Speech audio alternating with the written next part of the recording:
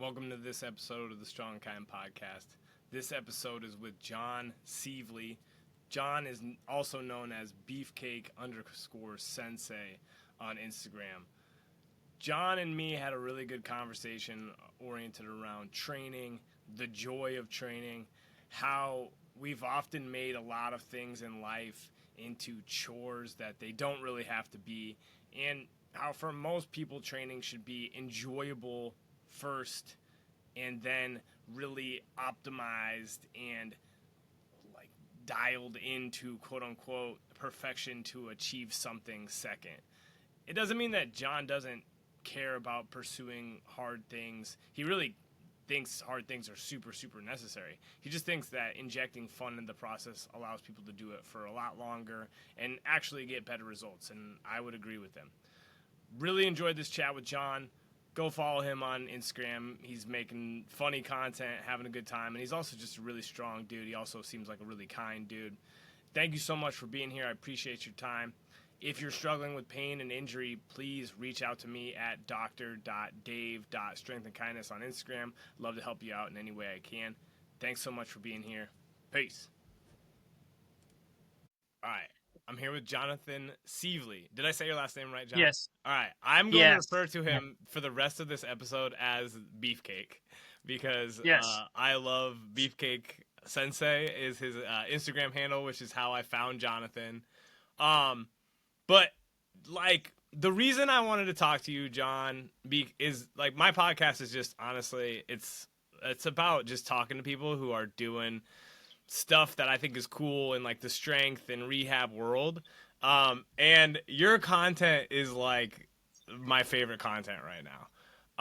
Thanks. And because I think to some extent you've accepted the absurdity of like whatever this era we're in, and you're just like, I'm just gonna make stuff that I love. And but like I guess my question to you is like what got you, why are you even making content? Like what's it about for you? Oh, yeah. So it is funny because I have a YouTube that I've been making like videos, just like lifting videos, since probably 2019, Okay. something like that. And I've done a little longer format, but there have been a couple times where I've attempted to start like a lifting Instagram, and what I found is I would make it too much like a job, like posting schedule and posting things that I felt like people wanted to hear or see.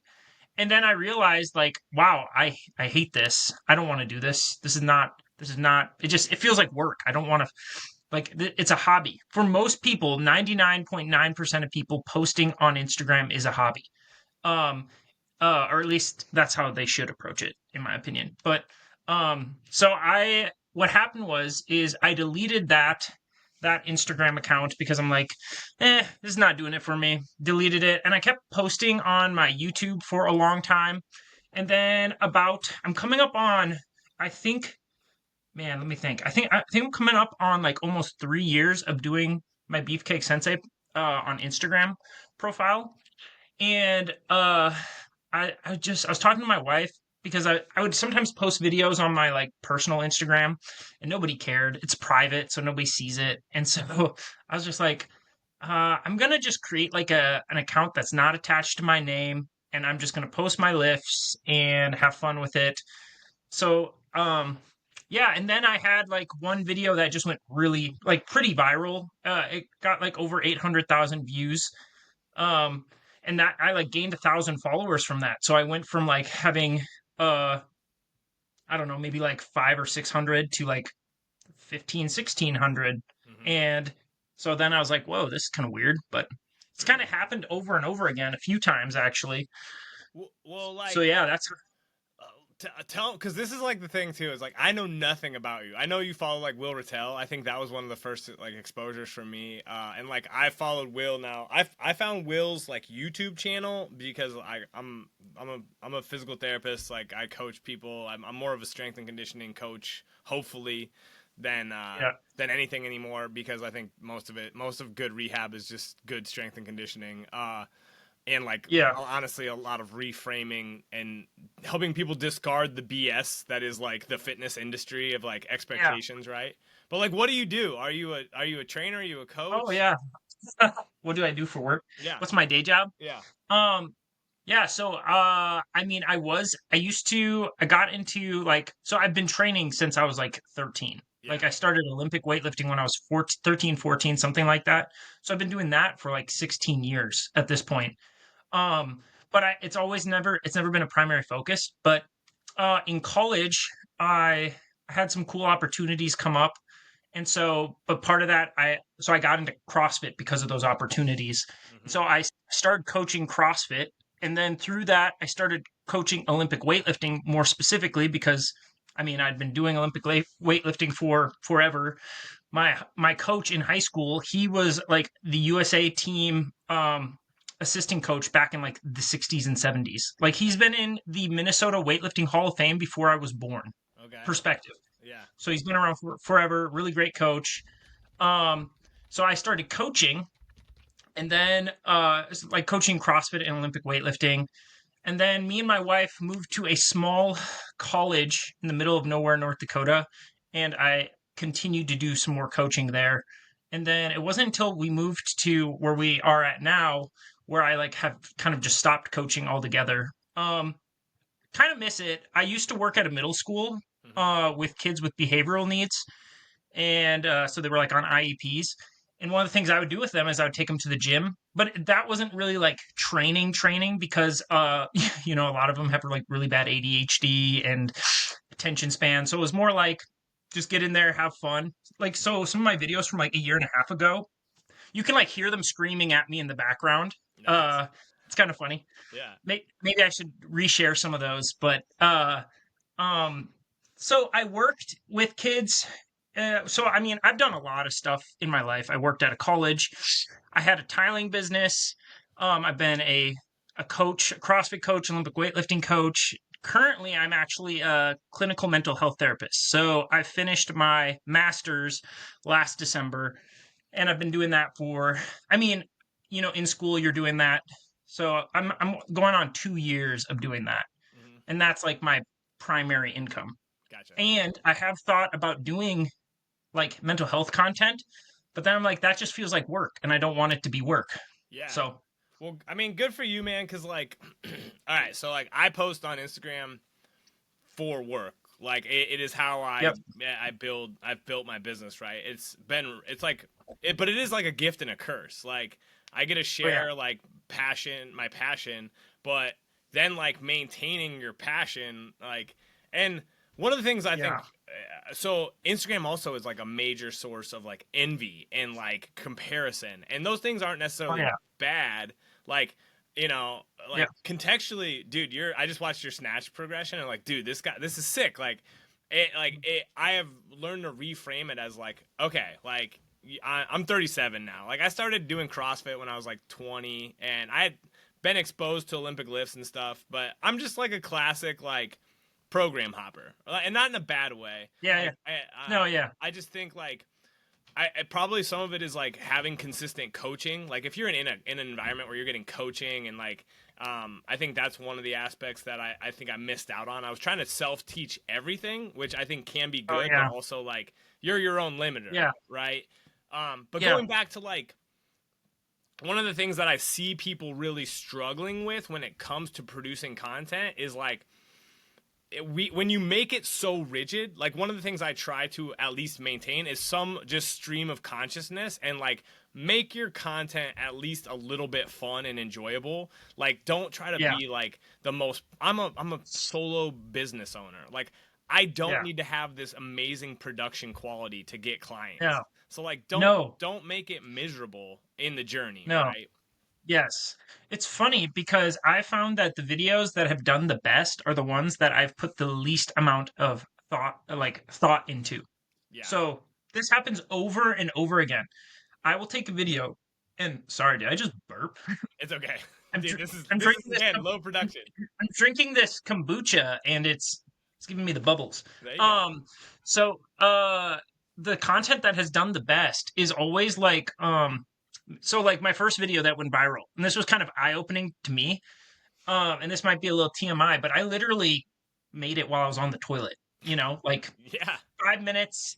I put it together. My wife was like, we were gonna go on a date, and so I distinctly remember her being like, "Hey, come on, let's go." And so I just posted it, and I think I looked at it that night before going to bed. And I was like, "Oh wow, this is doing pretty good. It's got like 5,000 views." I woke up the next morning to like 90,000 views, and I was like, Yeah. this feels like a weird joke. And that happens over and over again for me. So it's kind of weird. I think people's expectations for like what they have to do, I think, I just think that people relaxed and just allowed themselves to, like when they are inspired, just to do it. And there's just like no pressure. Like videos bomb all the time.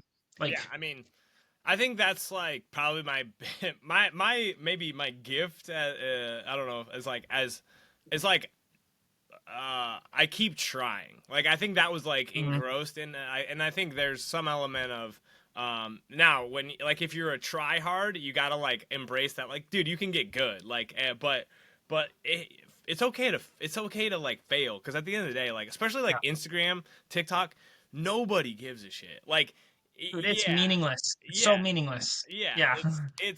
it can be a positive like it is. I mean honestly Right. man like it's been cool like I've built like my business like feeds my family and like allows me to Yeah. do Yeah. cool Yeah. shit, right?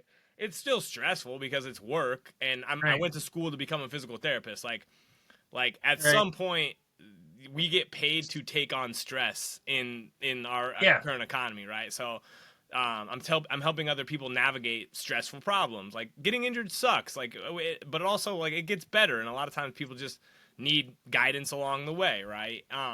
Yeah. But like I'm also just looking at your page. You have an Eddie Bauer polo on, this top secret massive or secret to massive PRs. I have that polo. I've had that polo for like 8 years Oh now. yeah. Yeah. I got it. I'm pretty I've sure. had that one for I've had that one for probably 12. Yeah, It's dude. actually a phenomenal pullover. It's Uh incredible. I think yeah, I'm probably yeah. going on about the same amount of time. Oh, but all right. Yeah. Like what is it about lifting? Like what is lifting about for you at this stage? Cuz you said you're like 30, you have two kids, I think Yeah. or Yeah, I'm 30. I have two kids, been married for like uh probably 6 or 7 years, right? I would have to go back and count. It's been a bit. But um I mean, lifting, I started doing it when I was like 13, and originally lifting was always kind of like it was about becoming a better basketball player. That's how it started. okay. I come from a basketball family. I've had a brother who played professional in Europe, uh, some really good athletes. And so, like, that it was all about getting better at basketball. Then basketball stopped, and I just realized it helped me enjoy life more. Like, my life has never really been about lifting. Uh, but lifting has always been like this side thing that has created structure, enjoyment, like some Yeah. goals that are not like when you're starting a business, starting in a new career, like those goals are kind of like looming, right? Like I got to feed my family. Like Yeah. that's a high pressure goal. Deadlifting 600 or 700 pounds is not a high pressure goal because it doesn't matter if you don't achieve it, right? But at the same time, if you do achieve it, it is so fun. It's like euphoric, like Yeah. gets you so pumped up. So lifting has always kind of been that for me, just like an outlet. And now it's like it's kind of funny because the Instagram has grown. It's like opened up some cool opportunities to just like interact with people that I had watched for a long time. Like there are people that follow me now that I've been following for almost a decade, Mhm. which is kind of crazy. Like Will Rattel, like I got to work out with Will because of this stupid hobby, and then like Blaine McConnell followed me like a month or two ago, and I was like, wow, that's really cool. I've like loved Blaine's training. He's a freak. And so it's just like, or Alan Thrall from Untamed Strength. I don't know, like he's an Yeah. OG dude. I remember watching his YouTube videos like freshman year of college, Yeah. and it's just kind of crazy. It's kind of surreal. So Yeah. it's like opening up cool opportunities. I don't know where it's going to go. Yeah. I'm not going to place a lot of expectations on it because then it creates unnecessary pressure. Yeah. But yeah, So one of the things that I appreciate, like, your overarching. I mean, you were on Austin Yoakum's podcast not long ago. Like, eh, there's always gonna be. I think this is kind of just human nature. There are going to be the people who are like constantly seeking like optimal, right? They're constantly seeking. I was listening to a podcast yesterday with Oliver Berkman, who he basically was like the productivity guy at the New York Times, I Mhm. think. Yeah. And he's like, dude, this is just bullshit. Like it's like, yes, you do need to do. There's basically like a middle ground, but there's Oh always the yeah. people like you can't just be idle and do nothing, but like constantly trying to fill your life up with more and more and more. This is kind of meaningless too, right? Yeah. Yeah. Um, and like, I go ahead, sorry, go ahead. just rant on it. No, no. Yeah, I mean, I kind of love this point because like the number one weightlifter in the world right now, like smokes cigarettes. Michael Jordan, the best in my opinion, probably the one of the greatest players, if not the greatest. I He would smoke cigars. He would yeah, smoke cigars before games. You yeah, know, like these things are not optimal. yeah, But I think also like for me, like don't get me wrong, I enjoy eating healthy, exercising and all this stuff, but I think at the end of the day, we all are gonna die, yeah, regardless of if we're optimal or not. yeah, And there's a fine line between like what are we doing to like improve quality of life, but like some of these people like are doing optimal and it doesn't improve their quality of life, yeah. you know? Yeah, well, it just the human anxiety. I mean, and again, this is like your mental health background, and just it's really just health.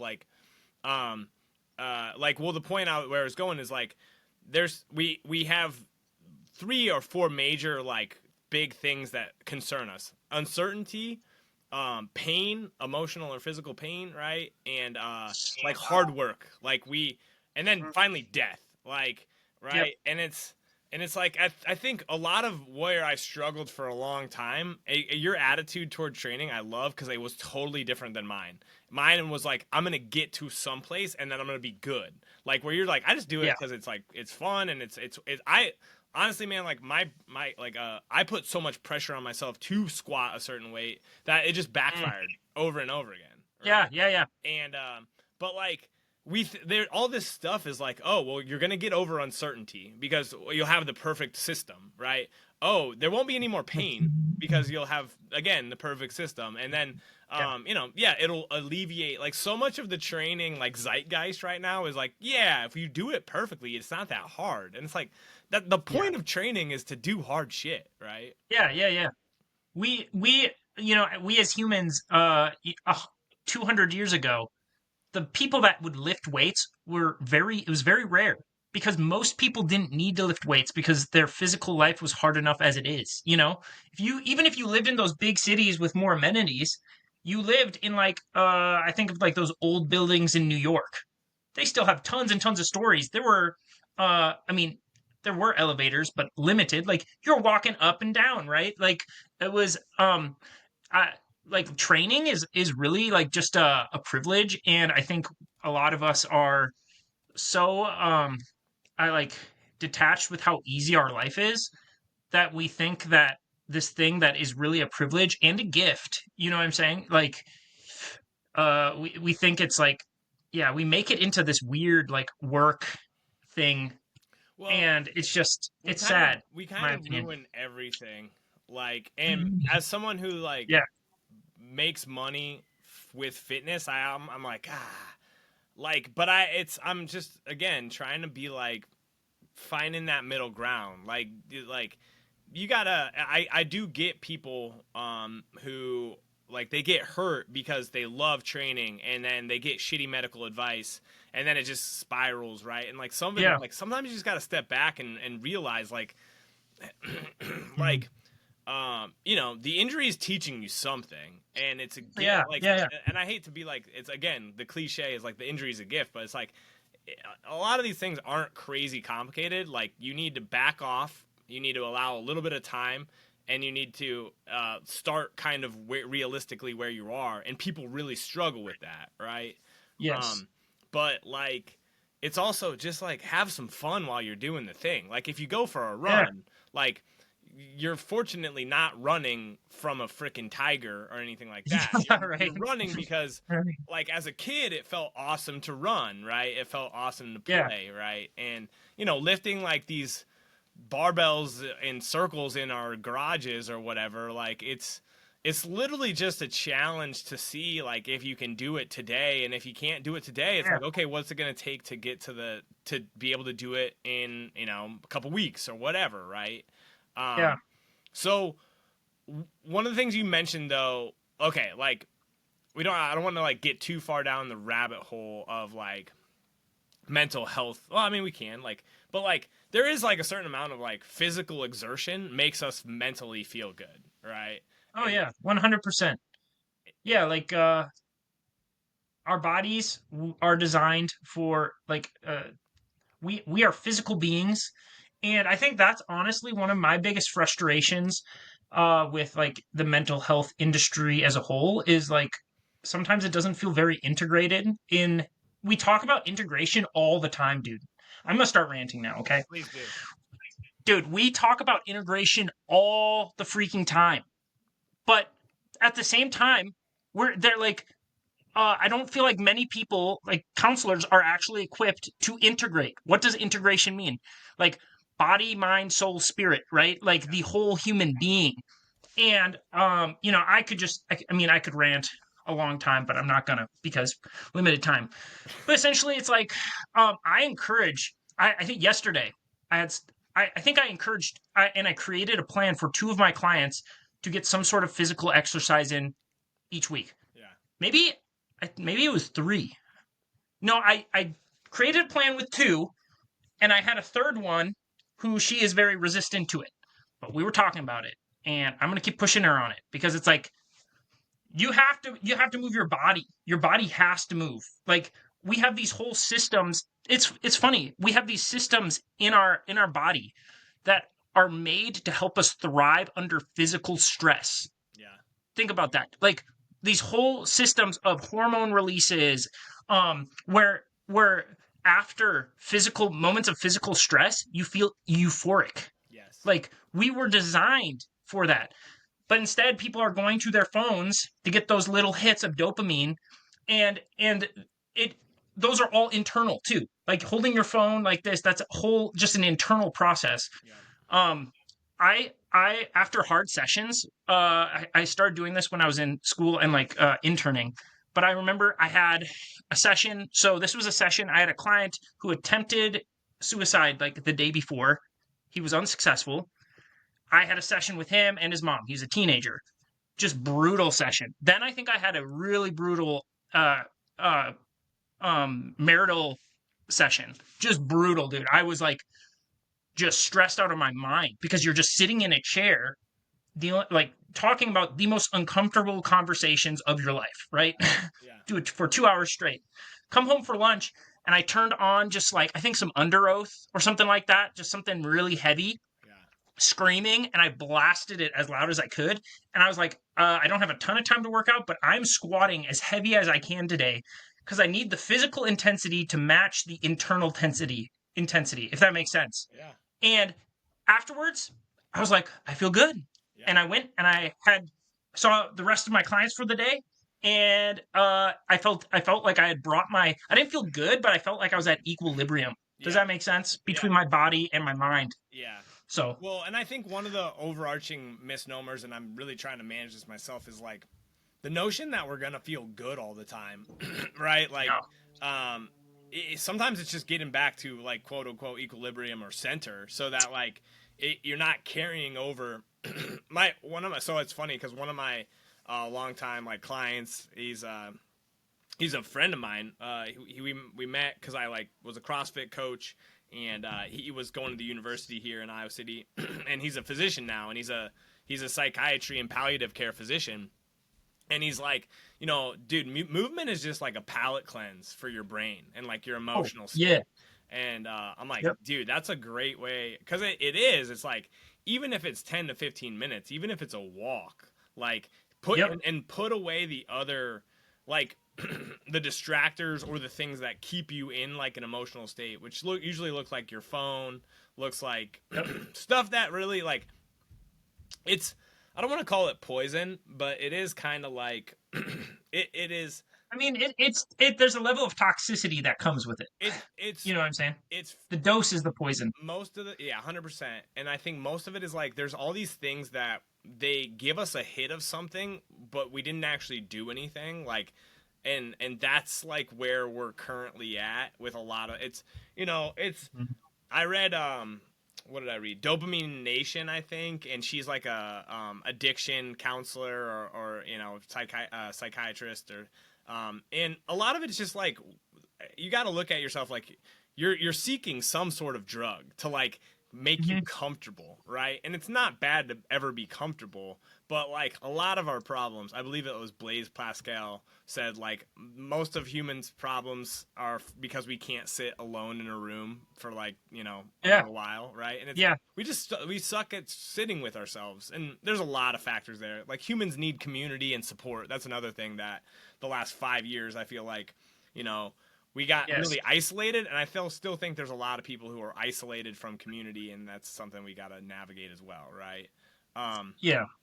like, all right, going back to, I just you you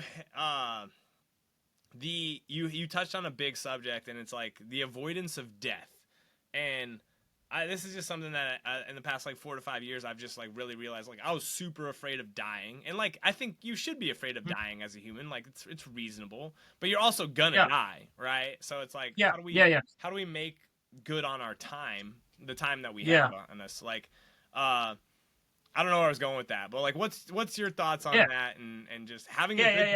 good Yeah. time, because Yeah. that's what your account's about, I think. Yeah. I have a lot of thoughts about death. I think most people's anxiety revolves around some form of death, whether it be social death, like that's the whole social anxiety thing. Like you're afraid that your social life will die. Yeah, Financial anxiety is just you're worried that financially you're going to die. Physical death is a very real thing. Spiritual death, I've worked with clients who have a form of OCD called scrupulosity, and it's specifically related to spiritual, like worried that a certain sin will condemn him to hell for eternity. Like a lot of anxiety just revolves around this fear of death. So, um, that's one of the reasons why I'm like, why would you frame your whole uh you know way of training and being around avoiding this thing that nobody we just don't avoid it. yeah, Nobody has avoided it. If you're a Christian, you'd know that even Jesus died, right? Like he died, the story, he came back to life. That's part of the whole Easter story, but you get what I'm saying? Like everybody dies. This is something you that have is to suffer the pain of death. Like that's yeah, literally the point. God came back, suffered the pain of yeah, death for us, and then yes, ascended, right? Like, yeah, yeah, yeah, and I mean, it's like in a lot of ways, what like a lot of religion is trying to help us cope with the fact that we're trying to death, and oh yeah, and so yeah, it's yeah, okay. Like humans, we need that, right? yeah, Again, yeah. but it's This gonna is happen. and so yeah, and do you know what's interesting? Like historically, like the things throughout history and culture, lifting weights was never about avoiding death, but it was creating legacy for the people that come after you. Um, Lifting the full Sturker stone in Iceland, that wasn't about living longer. It was about creating a name for yourself in the time that you were at. And for me, I'm like, I know I'm gonna die. I would like to live a full life. I'd like to see my grandkids, but at the end of the day, even if I follow that Brian Johnson's protocol and I do all the things, I have my son give me his blood, I do all the little weird things he's doing. I'm still gonna die, Yeah, right? yeah, And what really is important to me is how I lived. I worked with a client. I think he's actually passed now, but he was 84. So it was like end of life counseling. yeah, Um, you know, I was 20, I think it was 28 or 29 at the time. Man, that's a sobering thing. Sitting with a guy at the end of his life, um, mid 80s, and he's looking back and he is dissatisfied with how he lived his life. Like the things that should have been meaningful, he did not feel like they were as meaningful as they should have been. Like Yeah. his relationship with his wife, his family, his community, what he did, work wise and just with his time, like he just was not satisfied. Yeah. And so that's a hard and that's a sobering conversation to have as a guy who's like, okay, well, I'm hitting my 30s. How do I want to live my life? Yeah. How do I want to feel at 35? Yeah. Or not 35. Well, yes, 35, but also 85. Like, Yeah. I think it would be really cool, like, I don't know. So like a lot of my training and stuff like that is a reflection of this idea. Yeah. It's funny because I hit a 600-pound deadlift for the first time a year and a half ago, 2 years ago, something in that time frame. And I remember thinking a while ago, like, oh, if I ever deadlift 600 pounds, that would be incredible. I think I'll have peaked. There's nothing past that, which now I'm like, that was a silly thought. Yeah. But I hit the 600-pound deadlift. I had that feeling of euphoria. I was so excited. And then suddenly I was sitting there. My wife actually got to watch me do it. It was at our old house in our garage. And I hit it. And then she went inside and was doing some stuff. I was just sitting there. And I just remember feeling like this sadness where it's like, wow, did I just peak at something in my life? Yeah. Did I just hit the pinnacle of something? Yeah. And now it's all downhill for me? Just kind of wrestling with that thought. Thankfully, it's not. I have big plans. I'm gonna pull something huge by the end of this month. I'm calling it here. I love it. But that's an interesting thankfully, and like a really there's like a couple big things in there. The first is like the pursuit is the thing, right? What we always think it's like once we achieve something, like that was it. But then you're gonna want more, and that's not bad. Yeah. But it is like this the recognition that like, oh shit, did I hit my peak? Like I think a lot of people, dude, I think people get out of school and it's basically like school is like both super good and super like tough, right? It's like, hey, these are the parameters, and it like kind of teaches you to follow a path, and like that there's like kind of chunks of time dedicated to XYZ. But like I honestly think people get out of school and they get lost. Like I gotta get a corporate job, and it's like I just gotta do this for 30 years or 40 years or whatever. Like that's pretty hard, and like it's kind of like, oh, that my peak of like learning and growing, right? But which is why I think training is really cool, because it's like there's kind of like there's gonna be some peaks, but a lot of it's also just like where what could I do at 40 that surprises me? Like also like people like Mike Teixeira, who's like been powerlifting forever, like he's getting stronger at freaking I don't know how old he is now, but like he's he's past his scientific peak if you like look at the data, quote unquote, right? The scientific peak is literally was made by a bunch of pencil necks who have never pushed serious weight or trained decades. Yeah. That's my opinion of the scientific peak. Yeah. I also feel like there's a vested interest. So this is one thing that I think might confuse people, but I'm not like an anti-steroid guy. Yeah. But I am super anti young guys hopping on stuff that's going to mess them up when they have a ton of potential undeveloped. You know what I'm saying? Yes. So, and I think a lot of those scientific peaking stuff, I haven't looked into these journals. So this is me just kind of talking out of my butthole, but this is like, I think a lot of it, there's a vested interest in getting people feeling like they are dependent. Like our whole world is built on subscriptions in the US. And man, like how powerful is it to just have to like pay like to rent or to subscribe for your testosterone to feel like a superman, like a superhuman. Bob Peoples, are you familiar with him? I think his name was Bob Peoples. No. Old school power lifter. I think back in, I can't remember how long ago, but this guy was a farmer. He worked all day. And I think he deadlifted in the mid 700s.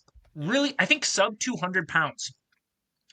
And I think he hit that weight in his, I'm guessing in his 40s. Okay.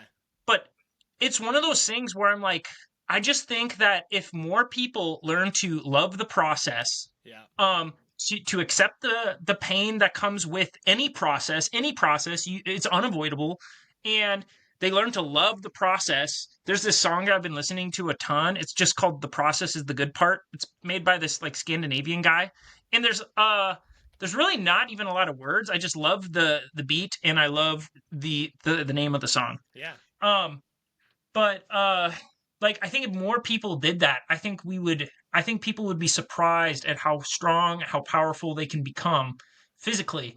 And then also like a byproduct of that sort of thing is you also mentally become strong, Yeah. you know? Yeah. Well, and that's like, I mean, it's funny because like the cliches are true. They just get like weaponized. I don't want to say. I mean, yeah, Yes. they get weaponized. Like, I mean, Yeah. I love Stoic philosophy. I love like I love cliches. Like, I think, Yeah. and it really is like the process is what it's about. It's also just like I honestly think this like having a 1 year old has made me realize like, dude, life is like boring and that's Oh yeah. okay, right? Yeah. What we've done is we've made boringness a problem. Like my 1 year Yeah. old is just curious and going after stuff. And what Oh happens yeah. though is like I have made all the stuff he's curious about. It's no longer like a curiosity to me, right? Yeah. But Yeah. like watching Yeah. your kid play invokes some amount of like, what are they thinking? It's like curiosity it's Oh getting. yeah. And I think like Yeah. that's been really cool. But I think we're just solving all these not we're solving all these problems that make humans humans, and it's like Yes. that's like my existential worry. It's like, oh, what are we doing to ourselves? Like, Yeah. you Yeah. know, we're so disconnected from our physicality as a people, like in this country especially, right? And Yep. we're also just like bombarded again. Yeah, are you a Tim Robinson fan at all? Do you like I think you should leave? Tim, who's Tim Oh Robinson? man, I feel like he's like the. Are you sure about that guy? Like, have you seen those? oh yeah. Like, Yeah, the memes. yeah, like you should. You probably would like his brand of humor, but he has like a new show out called The Chair Company, and it's just like absurd. But he Yes. was basically like trying to like find somebody, and they're like, yeah, he's part of our members club. Just join our members club, and he'll Yeah. be here on members night. You just join, and it's like, oh my god, it's just a subscription service, because Yes. Yes. yeah, we've just tied our whole freaking system to it. And like, yeah, I mean, even like Yeah. my business is like a membership oriented thing, but that's like kind of Yeah. how coaching works in some regard, right? Yeah. So, Yeah. but Yeah. I well 100%. Um, I will say this to the whole the watching the kids thing is nothing has changed the way I have not looked at clouds the same since having little kids. yeah, Like clouds are amazing. And I think as adults, we're only impressed when it's like a nice sunset or sunrise. yeah, But like just clouds in general, yeah, incredible. We have like airplanes that regularly fly over our house. Like, holy crap, that is like a massive chunk of metal yeah, flying through the yeah, sky, you know? yeah, Like, there's just and that has actually played a big role in why I train the way I do is because when my son comes in and joins me, we're not lifting weights. We're having fun. Like yeah, it's play. It's a game. yeah, It's a game. Like literally it's just a game. yeah, So with him, um like I'm just like, well, he's having fun. It's a game for him. I'm gonna have fun. It's a game for me. My expectations change. I probably am not gonna like max out my snatch on that session, but I'm gonna have a lot of fun in that session. And the purpose is, I mean, way more important than hitting a PR. yeah. But Well, I mean, and like, again, going back to, I mean, first and foremost, like, awe and wonderment and like stepping back out of the like everybody's got problems, but like a lot of times they yeah, get better if you just keep going, right? And it's like, yeah, you got to yeah, make money, you got to put food on the table, but like I think that's one of the things. Like me and my wife are both like self-employed, and it's like shit, I got to get stuff done, and it's like, but like literally my son's only gonna be like small for so yeah, long, and we're probably gonna have a few more yeah, kids, and I'm gonna have to get good at managing some of these things. But like it's a pretty big gift to like get to take care of your kid for like a couple oh hours yeah, during your day, even if that means your oh work. yeah, You gotta scramble yep, and navigate different things, right? But also yeah, going back to I think one of the things that like your snatch journey is super dope, and mm, it's like and this isn't like good or bad. This isn't a knock, dude. Because I've like my best snatch is like 93 kilos, like, and which is fine. Like, and Yeah. but I also 200 like, pounds, that's pretty good. yeah, and I'm gonna Snatching over 200 pounds is good. I'm gonna get to 100, like, and then we'll see. Yeah, yeah. Like, I'm just gonna keep, but like your journey, to your like that 9 year journey, like that's a 9 year journey, and I think Yeah, what yeah. so much of is like fitness is like, it's like I got to do it in like 2 years or I wasn't Oh, successful, yeah. and it's like 2-year transformation, my year or six transformation. month transformation, like, Yeah, yeah, yeah. and it's really, I think what I've found is like the slower I'm willing to go and the more enjoyable and the more I can have like intentions without expectations, the better it goes, right? Yeah, the more permanent those changes are. Yeah, The it's like a trees change the landscape, but we're talking hundreds of years, yeah, right? But that change is permanent, right? Like that's not something that you just come through and break down in a day. yeah, yeah, Um that when I was early 20s, if you would have shown me that 315 snatch I hit at the end of that, I would have been like, there's no way. Just there's no way. You know what I'm saying? Like yeah, it just seems impossible. If you told me, so I'm like getting really close to cleaning 400 pounds. I think it will happen in the next month.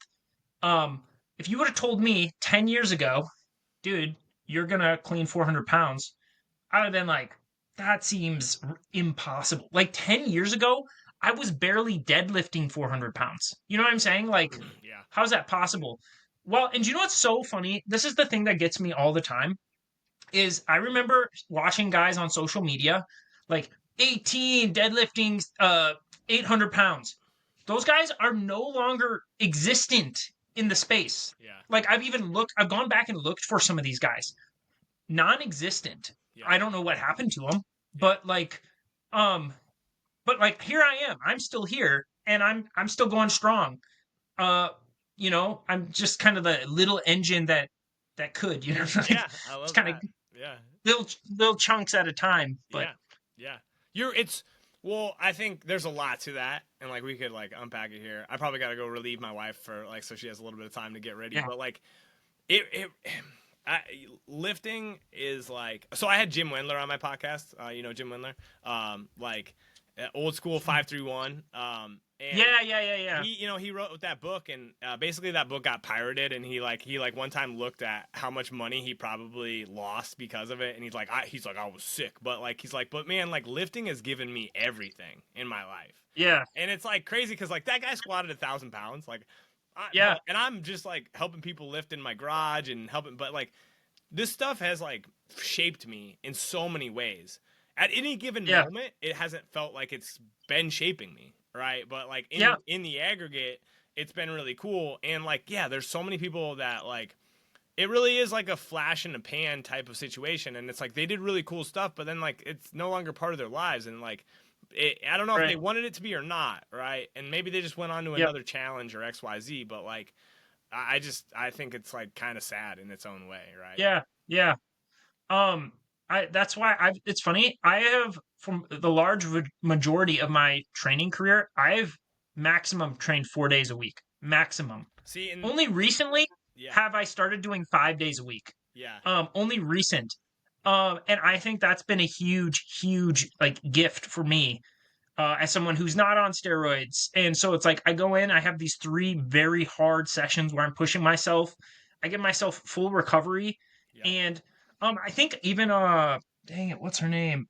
Olivia Reeves. She only does Like 4 days. she's Yeah, yeah, yeah. yeah, And people could not believe that. They yeah. could not believe that. But it's like I think so many people underestimate their own potential and their genetics, and they're just not willing to put in the time to really know what they're capable of. Dude, I think I'm figuring out that if you like to train, I mean, I know this intellectually. If you like to train frequently, it's got to be in these little doses. If you want to train 6 times Yep. a week, great. But like, they're not going to be crazy hard sessions, or they're going to be. Yep. They can be hard, but they got to be short and they got to be low volume. But Yep. like, I Yeah. think the sweet spot for most people is probably like 4 days a week, Yeah. and I think also like that doesn't mean like you can't go ride your bike or you can't go play with your kid. It means Right. like your No. like your training is your train, and like it really is. I read this the other day. It's like the most prolific writers only write like 10 minutes a day. and they Yeah. they make it very doable to do for a long time, and that's what leads to Yep. success, right? Yep. All right, Beefcake. John, how do I say your last name again? Sievely. Sievely. I was like super close. Yeah. Beefcake underscore sensei at Instagram. Man, I'm gonna keep in touch with you. I really appreciate your time. Sure. Um, Yeah, man. thanks so much for coming on. Any final words? Any like Yeah. lessons for the people? This is just like going on that whole genetics thing because people love talking about genetics. Is think about this. If you do not think you have good genetics, think of this. We're talking you're at the end of a millennia of people who've passed on their genetics. Yeah, A lot of genetics have been killed off at this point. yeah, Your genetics are completely good and capable. You are just you have to steward them. You have to use them. And dude. so don't compare yourself. Just like focus on what you have and just push it. So it's I kind of love what I that. got to say. I'll bring you back on. We'll do another one in the new year when I have like a little less chaotic schedule. Hopefully you too, because Sure. that's a great freaking segue. Because I just think why are so many people struggling with this? And this is a little bit like autoimmune stress. We have so many stress related things, and it's because like you look Yeah. at your environment, you look at what you're doing, and it's Yeah. leading to chaos in your body, right? Like yeah, Mhm. we've had problems for a long time that we are now identifying, and that's a good thing. But there's Yeah. also just so much of like, just because there's problems out there doesn't mean that you have to succumb to them, right? Like, Yeah. and Yeah. Amen, brother. I believe that. so I appreciate that a Yeah. ton. All right, buddy. Thanks so much. Have a good rest of your Right. day. Merry Christmas. Yeah. You too. See you, Peace. bro. Bye. Bye.